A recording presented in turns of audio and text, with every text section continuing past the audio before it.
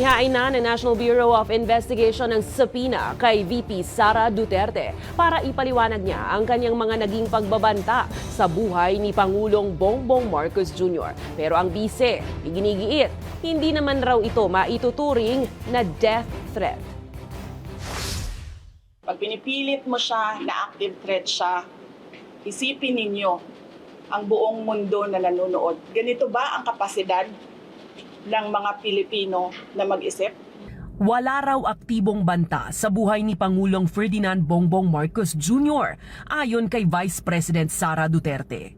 Ito ang kanyang reaksyon matapos sabihin ng Malacanang na hindi dapat palampasin ang mga sinabi ni VP Sara sa isang midnight live press briefing nitong weekend na may nakausap na umano siyang hitman na papatay kay Pangulong Marcos sa unang ginang na si Riza Marcos at House Speaker Martin Romualdez.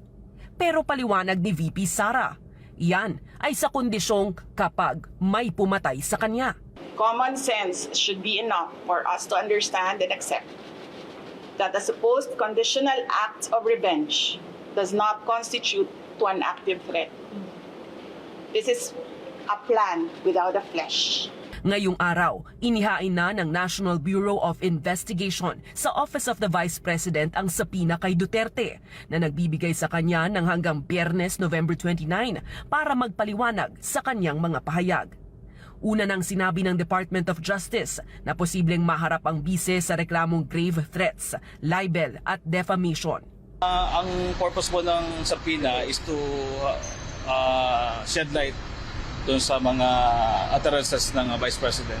Samantala, dagdag problema naman kay VP Sara ang isang liham na nakarating sa Korte Suprema na umaapela para matanggalan siya ng lisensya bilang abogado. Just this month, the Supreme Court received an anonymous complaint regarding her statements about the late President Ferdinand Marcos. There's no action yet for the moment. Kaugnay ito ng pahayag ni Duterte noong October 18 na kung hindi ititigil ang umano'y political attacks ng pamilya Marcos laban sa kanya, ay ipahuhukay at ipatatapon niya sa West Philippine Sea ang mga labi ng yumaong Ferdinand Marcos Sr.